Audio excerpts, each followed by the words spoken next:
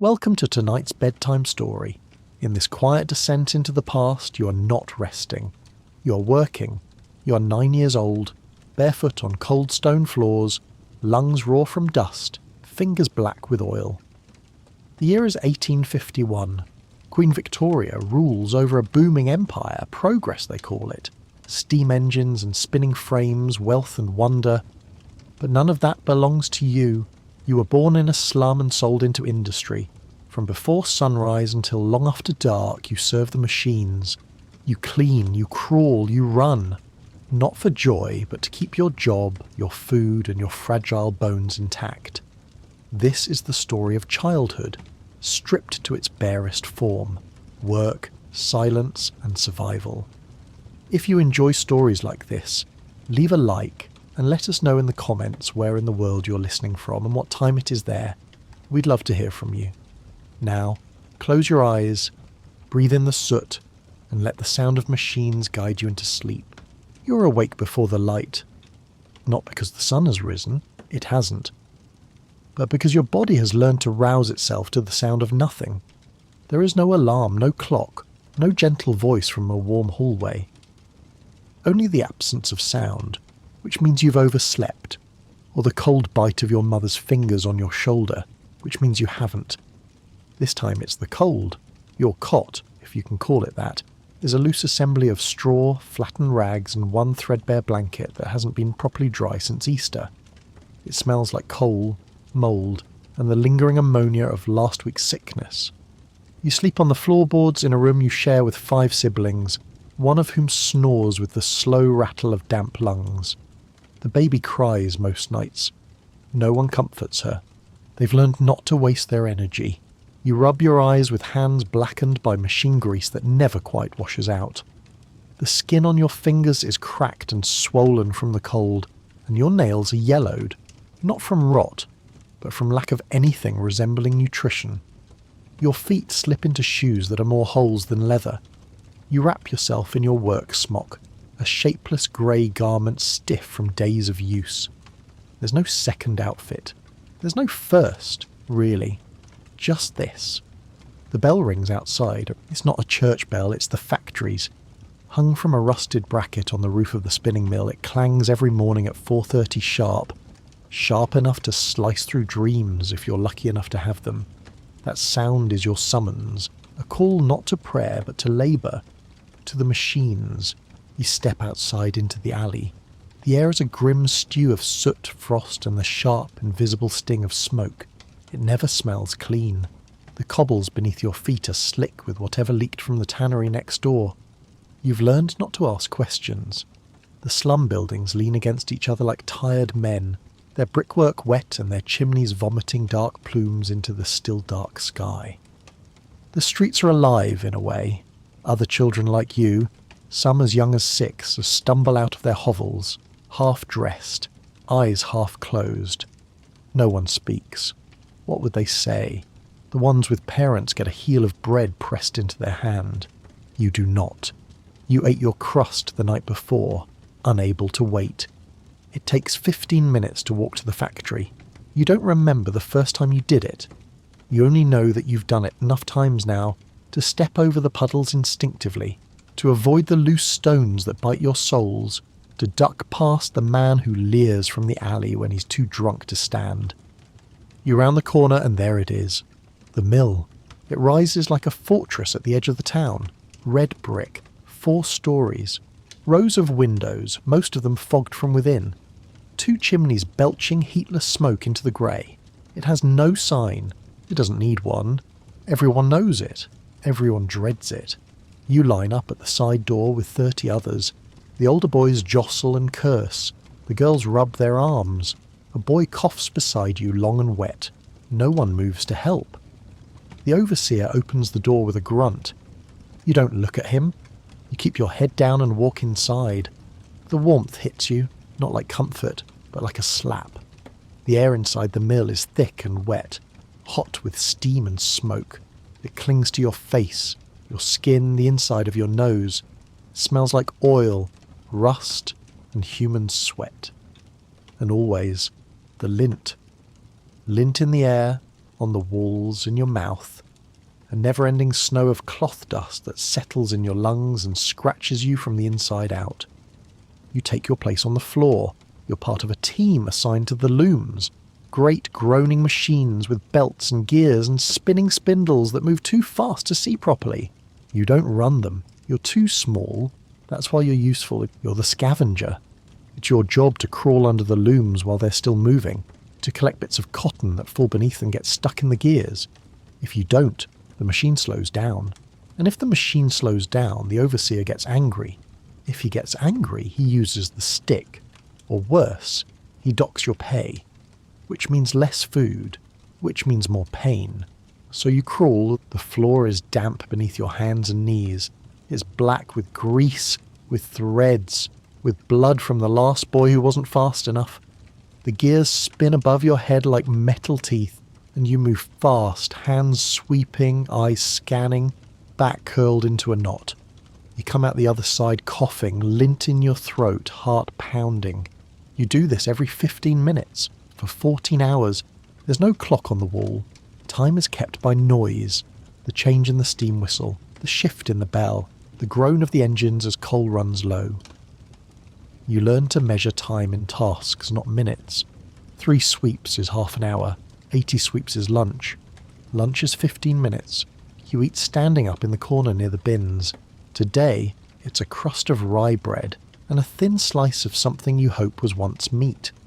You chew slowly, not because you're savouring it, but because there's not enough to chew quickly. You drink from a tin cup filled with weak tea, lukewarm and sour. It's better than nothing. Someone vomits nearby. The overseer doesn't notice. You go back to the loom. The afternoon is worse. The light through the factory windows is never bright, but in winter it fades completely by 3. The gas lamps flicker on, casting long shadows that dance across the machines. You slip once on a belt. Your leg hits the side of the loom. It tears your trousers and grazes the skin. The overseer sees it. You bleed, you slow down, he mutters, walking past. You nod, eyes down. You've seen worse. A boy named Michael, you think, once lost 2 fingers. Another girl, Clara, got her hair caught in a spindle and screamed until she passed out. She didn't come back. No one says her name anymore. You've learned to keep your hair short. The noise is constant, a roar, a scream, 1,000 clattering iron mouths chewing fabric. You cannot think in the noise. You cannot speak. You communicate in gestures. A tap, a point, a wave. You no longer notice the ringing in your ears. You only notice when it stops because that means the machine is broken. And when something is broken, someone is to blame. You pray it's not you. At 7 o'clock the final whistle sounds. You don't cheer. You don't smile.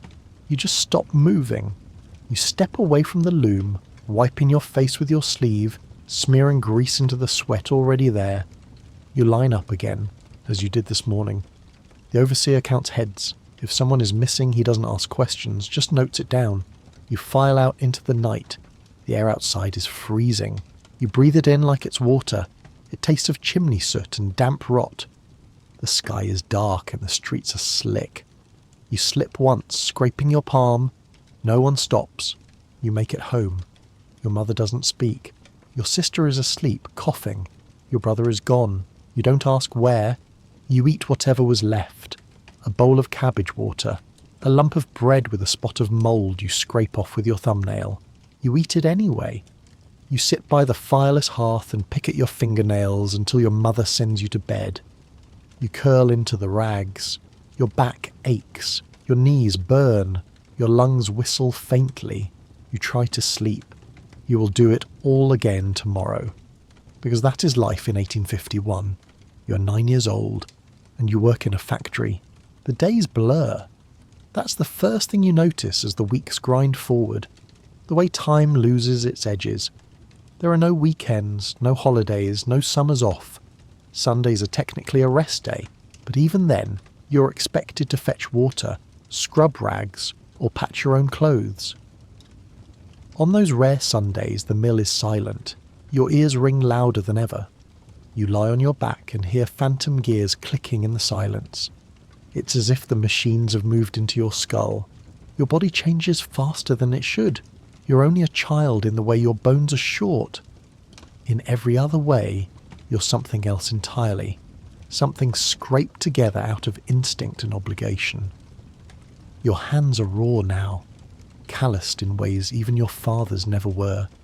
Your spine aches every evening. The curvature isn't natural anymore, bent from crouching under machinery all day. You don't stand up straight unless someone forces you to. You're 10 years old now, though you stopped counting after your last birthday. There was no cake, no song, just an extra crust of bread passed quietly from your mother's hand to yours. Even she didn't say happy birthday. She only nodded, as if to say, "You're still here." That's something. Every morning begins with a bell, and every morning you wake up a little slower. You don't stretch anymore. It hurts too much. You sit up with a groan that would sound elderly if it came from anyone older than 12. There's a swelling in your right knee that hasn't gone away for 3 months. Some days it clicks when you bend it. You can't afford to limp. Limping gets noticed, and being noticed is dangerous. There's an art to becoming invisible. You've learned to walk quietly, to keep your face expressionless, to complete your tasks just fast enough to be ignored. It's the only kind of safety the mill offers. Anonymity. The other children are changing too. Jane, who used to laugh in the line outside the factory, has stopped smiling altogether. Her teeth are going black and she doesn't speak unless spoken to. Tom, who was once taller than you, has shrunk. His back is hunched and his eyes dart like a cornered animal's. No one knows what happened to Peter. He stopped showing up one morning. There was no explanation. The foreman marked him absent, and the next day someone else had his place under the loom. Maybe he was hurt. Maybe he died. Maybe his parents moved him to another mill, though that would be like leaving a burning building for another, slightly smaller fire. It's hard to know what's worse, being here or being gone. Your world is shrinking. The factory is your primary reference point now. It looms in your imagination even when you're not inside it. You dream about it. You wake up gasping, convinced you missed your shift or that your hand is caught in a gear. The fear doesn't leave you. It just changes shape. Your meals are small and forgettable. A sliver of cheese if you're lucky. A bowl of thin broth with a floating shred of turnip. Sometimes you go without, especially if work was slow and your pay docked. Hunger is constant. It doesn't scream anymore, it just gnaws, dull, steady, relentless. When you can't sleep at night, it's because of the cold or the rats. One night you woke up to one crawling over your legs. You didn't scream, you didn't even flinch. You just kicked gently and watched it skitter into the dark. Fear takes energy. You've learned to ration it. Your health is failing in subtle, unspoken ways. You haven't bathed in weeks. There's no time and certainly no privacy. When it rains, you hold your face up to the sky and pretend it's on purpose. Your skin is blotchy from the soot and sweat. You scratch at your arms constantly, and the raw patches have started to scab. You know you shouldn't touch them, but sometimes it's the only sensation that reminds you you're still human. You've coughed up blood once, a tiny fleck, bright red against the black cloth of your sleeve. You said nothing. Everyone coughs, everyone wheezes, you're not special. On Sundays, you occasionally hear music from the church 2 streets away. You've never been inside. You've never worn anything worthy of a pew. But the sound of the hymns carries through the fog, distant and soft, like something from a dream you've forgotten how to finish. You don't know the words, but you hum along anyway. Not because you believe, but because it's the only thing that sounds like hope. You try not to cry. Crying is dangerous. It marks you. The last boy who wept on the floor was kicked, not for crying, but for stopping. You cried once, silently, behind the bins, after a boy you'd known was carried out on a stretcher. His face was missing. It happened in seconds. No one spoke his name again. You never found out if he lived. The days continue. The machines never stop. You find yourself wishing sometimes, not for happiness, not even for rest, but just for quiet, A moment without sound, without heat, without pressure. You wonder if such a thing even exists. But then the whistle blows, and it's time to crawl beneath the loom again. The machines are not your enemy. They are simply indifferent. They do not hate you. They do not know you exist. They just spin and hammer and hiss, day after day, hour after hour, like mechanical beasts that never sleep. They'll tear your hand off just as easily as they'll spin thread, and they'll keep spinning right through your scream. You've seen it happen. Not long ago, a girl named Mary caught her braid in one of the spindles. It took a moment, one single mistake. Her head snapped back and there was a wet sound, like fabric tearing, except it wasn't fabric. The overseer shouted, the machines were stopped and a stretcher was brought in. Mary hasn't returned. Her braid, half of it, is still wrapped around the gear. No one's dared to remove it. But the machines don't stop for long. They never do. There's always more to be made, orders to be filled, and children to replace the ones who disappear. You don't talk about Mary. Talking is discouraged. Friendship, discouraged. Lingering glances, discouraged. Anything that makes you visible is frowned upon. If you laugh, rare as that is, someone will remind you there's nothing funny here. If you cry, someone will pretend not to see. Still, there are small moments, human things. Jane once shared her heel of bread with you when she noticed your lips were grey. She didn't speak, just nudged it across the floor with her foot. You nodded once in thanks. That was the extent of your interaction, and it was the closest thing to kindness you'd experienced in weeks. Tom, the boy with the hollow eyes, has started drawing shapes in the soot during break, only when no one was looking. Circles, mostly. Sometimes he'd sketch little stick figures falling into them. You never asked what they meant, you didn't need to. You understood. You never learned the names of most of the other children. Names don't last here. They get erased like chalk on a slate. What matters is your body, what it can do, how long it can do it, and how quietly it can function. You've become very quiet. There's a new boy now, maybe 6 or 7. Too young. The kind of age where someone should still be learning how to read, not how to oil gears. He's been assigned to the looms beside you. His clothes are too clean. His eyes still dart, searching for someone to help him. He cries when he thinks no one is watching. He doesn't know yet that no one will. You want to say something. Maybe tell him to stay low, to move fast, to never look the foreman in the eye. But you don't. Because you remember when someone tried to warn you, and how that person was beaten for talking back. You never saw them again, so you say nothing. Because silence survives. The floor is always slippery, coated in oil and fragments of thread. You've fallen before. Your shoulder still aches from the last time. The machinery never stops, even when you're on the ground. If you're lucky, you crawl out of the way. If you're not, well, no one is allowed to scream for long. You've started dreaming in rhythm. The pulse of the machines, the hiss of steam, the dull thunder of the looms. They echo in your mind night after night. Once you dreamed of a river, clean and wide and sunlit. But even in that dream, the current carried bobbins downstream. You know things you shouldn't. How to tie off a thread without looking. How to plug a bleeding hand with your shirt hem. How to dodge a swinging belt with half a second's notice. You've stopped counting time in minutes or hours. Instead, you count rotations. You count the number of passes a shuttle makes. You count until the day ends. And then the next one begins.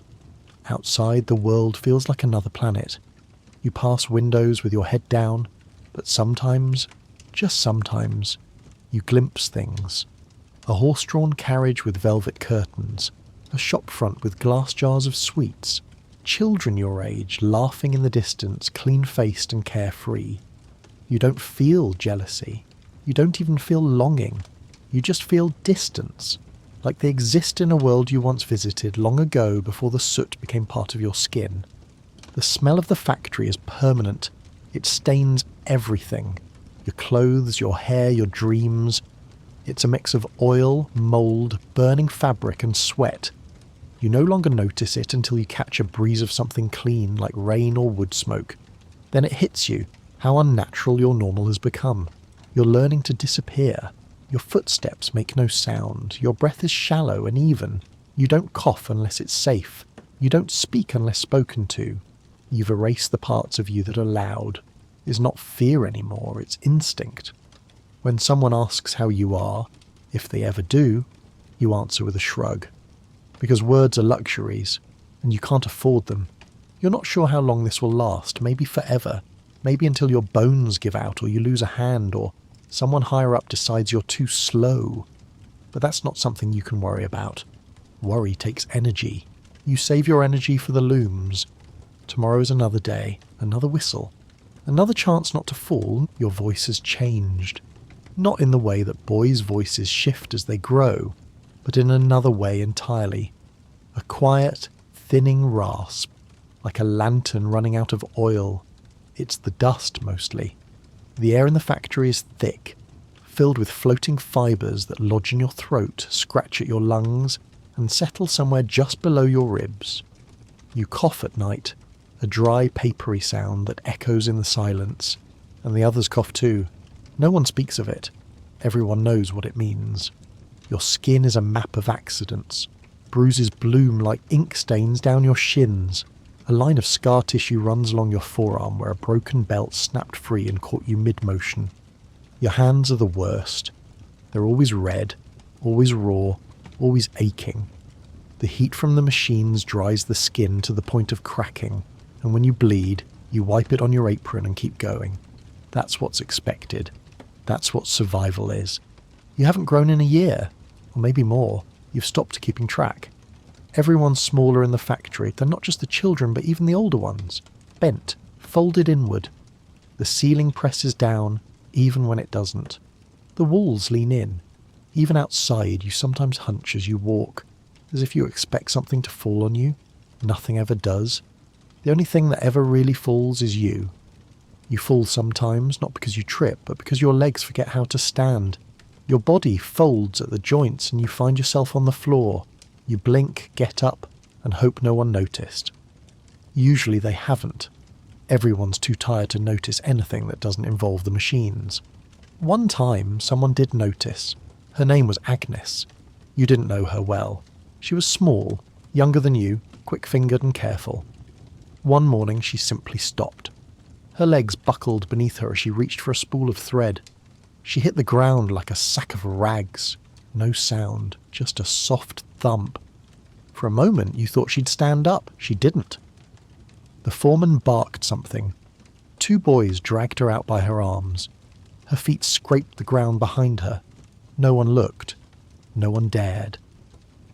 By the time the shift ended, her space had already been filled. You sometimes wonder where they go, the ones who drop. Is there a place for them? Do they recover, heal, return? Or are they cast aside like snapped spindles or broken bobbins? You never ask. Questions like that are dangerous. Your dreams are shrinking. They used to be larger. Forests, rivers, escape. Now they're mostly about silence, or rest, or just a single, full breath of clean air. Sometimes in your dreams you remember your name. It's not that you've forgotten it. Not exactly. But it's faded around the edges. In here, names don't get used much. The overseers call you boy, or you. The others whisper when necessary, but everyone's voice is subdued, cautious. You hear your name once in a dream, spoken by your mother. It makes your chest ache in a strange way. You don't tell anyone. In rare moments, when you're alone behind the spools, you think. Not about big things. Not about the world or the future or ideas like justice. You think about bread, about sleep, about warmth. You think about what it would feel like to run and not stop. Just run. Through mud, through the gate, down the street, away. Of course, you never do. You know better. You wouldn't make it far, and even if you did, where would you go? They say the factories in Manchester are worse. You've heard stories of chimneys so full of soot that children blacken their lungs in a week. Of boys made to crawl inside to scrape the flues, and how sometimes they get stuck. Sometimes they don't come out. You wonder if that's better or worse than this. You know you shouldn't think like that. You should feel grateful. You're not in the mines. You're not starving in the streets. You have shoes, barely, and something to eat most days. That's more than some. but it doesn't feel like enough. Your family rarely talks to you anymore. When you come home, it's late. The fire's low and your mother is asleep in her chair. Your father doesn't speak unless something breaks. Your sister, if she's home, curls up with her back to you. Everyone's doing what they can to survive. There's no room left for tenderness. You once tried to talk to your father about it, just once. You said you were tired. He looked at you for a long time, not angry, not sad, just hollow. Then he said, "We all are." And that was that. The hardest part is not the machines or the cold or even the hunger. It's the forgetting. You're forgetting what life felt like before this. What it felt like to sit still and not be punished. What it felt like to be clean. What it felt like to laugh without consequence. You want to remember, but you also know remembering makes it worse, and so you forget. Quietly. Completely. Like the others. Like the girl with the braid. Like the boy who drew circles. Like the hundreds of others who came before you. And the hundreds who will come after. You used to think the factory was the problem, that if the machine stopped and the bells were silent, the world would return to something softer. But now you understand, the factory is only a symptom. The disease runs deeper. It's everywhere. In the air, first of all. You've never breathed clean air, not once. Every breath you've ever taken has carried a little grit, a little soot, a little something that doesn't belong in lungs. Even outside the factory, the smoke curls in from the chimneys thick as stew. It coats windows, settles in hair, darkens snow before it touches the ground. Rain doesn't feel clean. It feels like it's trying to rinse the world and giving up halfway through. Coughs are the town's constant soundtrack. Not loud, just ever-present, like a leaky pipe or a squeaky wheel. You hear them on every corner, dry ones, wet ones, the bark of someone who's 2 weeks from being buried in a shallow grave and doesn't know it yet. You used to be startled by the sudden collapse of people. Now it's routine. And the water is not water, not really. More of a murky suggestion of it. The river that winds through your town runs slow and brown, choked with every waste the factories dump into it. On hot days, the stench thickens. You avoid it when you can, but your mother still sends you with a bucket sometimes. It's either that or nothing, and you drink it. Of course you do, because thirst wins. Everyone has a story about someone who died young, and not in the way people die of old age or war. These are different deaths, ordinary ones, a scratch that turned black, a cough that became blood, a fever that boiled the body from the inside out, and when they die, they are replaced, quickly, quietly. You've started to notice just how replaceable people are. In the row houses near the factory, doors are rarely locked, but not because of safety. It's because everything inside is worth less than the effort to steal it. 10 people to a room. 2 rooms if you're lucky. The floor is often dirt. The walls sweat in winter and crumble in summer. Rats come and go freely. If you leave bread out, it's gone. If you leave shoes out, the rats chew those too. Your house is not unique. None of them are. Entire streets seem like they've been built to break people in the same exact way. Poverty is the only thing evenly distributed. Sometimes churchmen walk past your alley, eyes averted. They preach charity from pulpits, but never walk the factory floors. They speak of salvation, but never of the blisters or the blood, or the fact that children like you are ground up to keep the city's wheels turning. Some whisper that suffering builds character, that it humbles, that it earns a reward in the next life. You try to believe it sometimes, but mostly you just stare at your fingers and wonder if they'll still work by the time you're 13. You know the rich exist. You've seen them in their carriages behind thick glass. You know their children are the same age as you. Same arms, same legs, same hearts. But their world is velvet and music and learning, while yours is grime and metal and silence. You don't hate them. Hate takes energy. You just don't understand how they can live so close and know so little. School is a rumour, an idea. You know of buildings where children sit and read and write, but they are few and far between. And those children aren't you. No one in your family can read. Words are signs you memorise by shape. Letters might as well be bird tracks. You envy the boy who once dropped a book near the mill and muttered under his breath about poetry. You didn't know what that meant, but his face looked different than yours. Softer. You've never had the chance to feel soft. Even play, that most basic right of a child, is rationed out in stolen moments. A pebble kicked underfoot. A moment's laugh at someone's muddy face before an overseer shouts, "You don't remember the last time you saw a toy." When you find a button or scrap of wood shaped just right, you pocket it. It's something to touch that isn't work. Winter is another battle. The cold seeps in through the cracks in your shoes and stays there. You wake with your hands stiff, your nose running, your breath visible.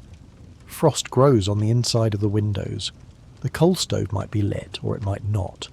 If it is, it eats up the last pennies your mother was hiding in a jar. If it isn't, you just shiver and wait for the bell. There's no such thing as being warm, just being cold for so long that slightly less cold feels like warmth. And then there's the law. Supposed to protect you, isn't it? At least that's what they say. But if you're under 10, you're still legally allowed to work. Some say the age is 8, others don't care. You've seen children smaller than your knee carrying buckets of dye up iron staircases. Some factories lie about the ages, others don't even pretend. Inspectors come by now and then, but word always gets out ahead of time. On those days, you're told to hide. Not because you've done anything wrong, but because your very presence is evidence of a crime everyone has agreed to ignore. Even time itself feels rigged against you. Days stretch on like chains, but years vanish. Your birthday passed without mention. No cake, no candles, just another shift. You might be 11 now, or 12. You're not sure. The concept of a birthday feels indulgent, like warm baths or sunlight. And through it all there's the noise, the constant screaming noise of industry. It's everywhere. In your ears, your bones, your dreams. At first it frightened you, then it dulled. Now you don't notice it until it stops, and when it does, it's terrifying. Because silence usually means something broke, and when things break, people bleed. The system is not broken. It was built this way. Every part of it, the smoke, the hunger, the pain, the machinery, the lies, it's all working exactly as intended. You're not a child in this world. You're a cog, a moving part, something to use and then discard. But somewhere, deep in your hollow chest, something stubborn remains. Not quite hope, that's too grand, but something smaller. The memory of a day when your mother kissed your forehead. The taste of a plum. The sound of water that wasn't brown. A thought maybe that things weren't always like this. That maybe, just maybe, they don't have to be. You wake up with a start as if you were never really asleep. And maybe you weren't. Your body rests out of necessity, not comfort. Your dreams, when they come, are colourless. Factory shadows chase you through endless corridors. Sometimes you dream of falling into a loom and waking up just before it crushes your ribs. Sometimes you don't wake up in the dream at all. Still, the bell rings, always the bell, and you move. This morning your joints hurt more than usual. The cold seeped deep into your hips overnight, curling in like a snake and tightening every time you shift. You're small, but your body feels old. There's a click in your knee that wasn't there a year ago. One ankle still swells up sometimes from when you dropped a metal frame on it last summer. You never got it looked at. No one looks at anything. If it's not bleeding, it doesn't count. Breakfast is a crust of bread and a strip of fat from something vaguely pork-like. You chew it slowly, because you don't know when you'll eat again. Your mother is already gone. She works in a matchstick factory. She comes home smelling like sulphur and exhaustion, with yellowed fingers and a cough that doesn't seem to get better. You don't talk much anymore. There's nothing to say. You make your way back to the mill. Your hands are raw. Your eyes already sting and you haven't even stepped inside. The foreman barely glances at you. He only looks when someone isn't doing what they're supposed to, otherwise you're background noise. Necessary but unimportant. The machines start before the sun comes up. They spin and whir and slam and scream. You return to your station, crawling beneath the carding engine with a scrap of cloth, wiping away the dust and threads before they catch fire. You move fast. You've seen what happens when you move too slow. Another boy lost 3 fingers last week. Everyone saw. No one talked about it after. He didn't come back. You try not to think about it. The hours blur. Your arms move without instruction. Your ears ring constantly. You blink grit out of your eyes. You breathe in air that feels like it's already been exhaled. You stand in one spot so long your legs start to hum with dull pain. When you finally get a break, if the machines don't break down first, you sit outside against the blackened brick wall chewing a second crust of bread. You look out at the chimney stacks and wonder what's beyond them. You've heard rumours that there are people who live on the coast, that there are green fields far from the smoke, that there are places where children go to school and wear shoes that fit and drink water that doesn't taste like rust. But they are just stories. They belong to someone else, not to you. Your life is not made of changes, it's made of repetitions: work, eat, sleep, work, eat, sleep. Sometimes there's church, sometimes there's fever, but mostly it is a loop, a wheel that grinds down days and bones until only dust is left. And yet, you notice things, small things. The way sunlight looks different when it hits the corner of the wall at just the right angle, turning the grime a soft gold. The way your little sister laughs when she finds a feather on the street and calls it magic. The way an older girl in the mill tied a red ribbon in her hair once, just for the colour. You notice these things because they are rare, and rare things stick. You endure not because you hope for better, but because this is what you do. You don't think about escape. You think about the next hour, and then the one after that. You shrink the world down to pieces small enough to hold without dropping them. You know the system is cruel. You live inside it, but you've learned how to move through it without getting caught too deep. Not safe, but not broken. Just surviving. One day the machines go quiet early. Something's wrong with the belts. There's a fire on the other side of the yard. Black smoke coils into the sky. Everyone's sent home. It feels strange, like a mistake. You don't know what to do with the extra hour. You walk slowly. You pass a shop window with a book in it. Oliver Twist. You can't read the title, but someone told you what it says once. You know it's about a boy like you. You stare at the spine for a long time before moving on. When you get home, your mother is there early too. She's asleep in a chair. You sit next to her, not speaking, just being. You hear someone sweeping down the hall. You hear rats. You hear your own breath. For a moment the world stops grinding, and in that silence, in that single, unremarkable evening, something flickers inside you. Not joy, not even peace, just a stubborn, quiet decision. You're still here, and tomorrow when the bell rings you'll rise again.